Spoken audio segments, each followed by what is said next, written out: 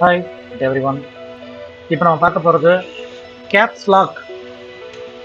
இப்போ இருக்கிற ஒரு வயர்லெஸ் கீபோர்டெல்லாம் வந்து கேப்ஸ் லாக் ஆன் பண்ணுறோமோ ஆஃப் பண்ணுறோமோ அப்படின்ற எந்த ஒரு நோட்டிஃபிகேஷனும் நமக்கு சிஸ்டமில் வராது. அந்த மாதிரி டைமில் நான் பாஸ்வேர்ட்ஸ் தான் நிறைய தப்பாக போட்டுருவோம். அதை அவாய்ட் பண்ணுறதுக்கான இருக்கிறதுலே ஒரு பெஸ்ட்டு ஒரு சிறந்த ஒரு அப்ளிகேஷன் நம்ம பார்க்க போகிறோம். அதை 2 மெத்தடில் பார்க்க போகிறோம். ஒன்று சவுண்ட் மெத்தட், இன்னொன்று notification method, screen notification method. முதல்ல வந்து சவுண்ட் மெத்தட் பார்க்கலாம். விண்டோஸ் 10 ஸ்டார்ட் கிளிக் பண்ணுறோம். Ease access keyboard settings. அதில் யூஸ் toggle keys அதை ஆன் பண்ணோம் அப்படின்னாக்கா நீங்கள் இப்போ ஆன் பண்ண கேப்ஸ் லாக் இப்போ நான் அழுத்துறேன்.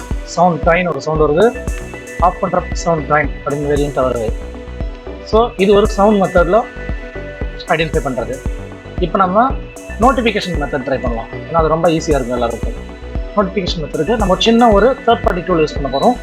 தேர்ட் பார்ட்டி டூல் யூஸ் பண்ணுற லிங்க் வந்து இதான் லிங்க் கீழே கொடுத்துருக்கனால இதை நீங்கள் யூஸ் பண்ணிக்கலாம். இது வந்து கேப்ஸ் லாக் நோட்டிஃபிகேஷன். இது ஒரு ஓப்பன் சோர்ஸ் ஃப்ரீ டூல் தான். இதை நீங்கள் டவுன்லோட் பண்ணிக்கலாம்.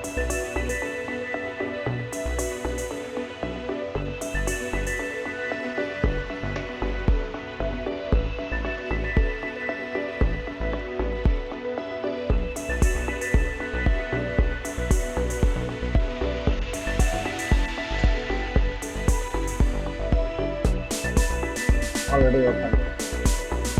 ஆக்சுவலாக இது இந்த மாதிரி இருக்கும்.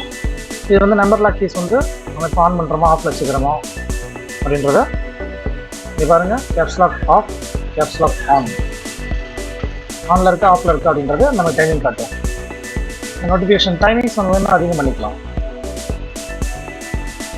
இது பாருங்கள், ரொம்ப நேரம் நமக்கு டைமிங் இருக்கிற மாதிரி இருக்கும். ஏன்னா டக்கு தெரியாமல் இருக்கிற மாதிரி செக் பண்ணிக்கலாம்.